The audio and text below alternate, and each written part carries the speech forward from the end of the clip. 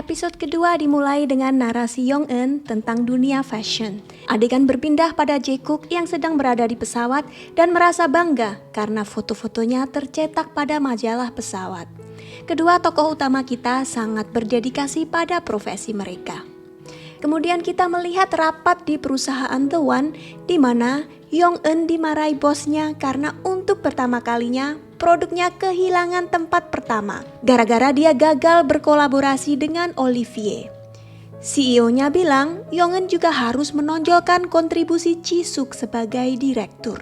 Padahal kita bisa lihat sendiri betapa Ji-suk adalah orang yang manja dan tidak becus bekerja.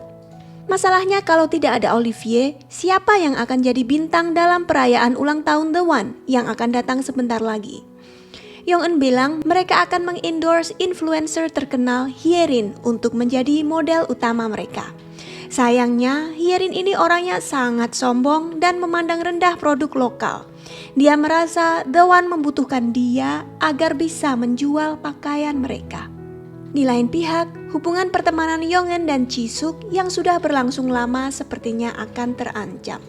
Ternyata Ji-suk jatuh cinta pada pandangan pertama pada Jae-kook setelah bertemu sebentar pada episode pertama lalu. Tapi dia mengira nama Jae-kook adalah Do-hun.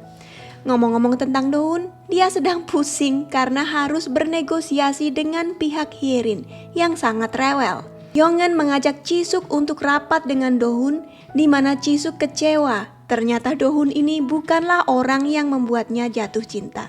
Di saat itulah Jae-kook masuk dan Yong-eun menjelaskan kesalahpahaman yang terjadi di antara mereka. Kelihatan sekali kalau Ji-suk ingin mengambil hati Jae-kook, sementara Yong-eun tetap bersikap dingin. Lalu Jae-kook bertemu ibunya untuk persiapan peringatan kematian ayahnya. Ternyata dia juga punya seorang abang yang meninggal 3 tahun setelah ayahnya. Jae-kook bertanya kenapa ibunya tidak bisa bersikap suportif pada abangnya dulu dan membiarkan dia menikahi wanita yang dicintainya. Kalau itu terjadi, kemungkinan sekarang dia belum akan mati. Yong-eun membelikan jas mahal untuk ayahnya. Orang tuanya bangga sekali punya anak yang sukses dan mampu membahagiakan orang tua. Tapi di balik itu semua, kondisi keuangan Yong-eun ternyata kurang baik. Dia bekerja keras untuk membiayai gaya hidup mereka. Pada saat fitting di kantor, Hyerin tetap rewel dan minta The One mengubah desain mereka untuknya. Kalau tidak, dia tidak mau memakai produk mereka. Pada saat yang sama, Yong-eun mendengarkan itu semua dari balik pintu. Di belakangnya, Do-hun dan Jae-kook memperhatikan. Yong-eun masuk, meminta maaf pada Hyerin, tapi akhirnya memutuskan untuk mengganti model utama mereka. Padahal eventnya tinggal sehari lagi. Semua staf sibuk mencari influencer yang bisa menggantikan Hyerin. Saat itulah Yong-eun melihat foto seleb terkenal Shin Yoo-jong yang menghiasi sebuah sampul majalah. Dia memutuskan untuk mencoba melobinya.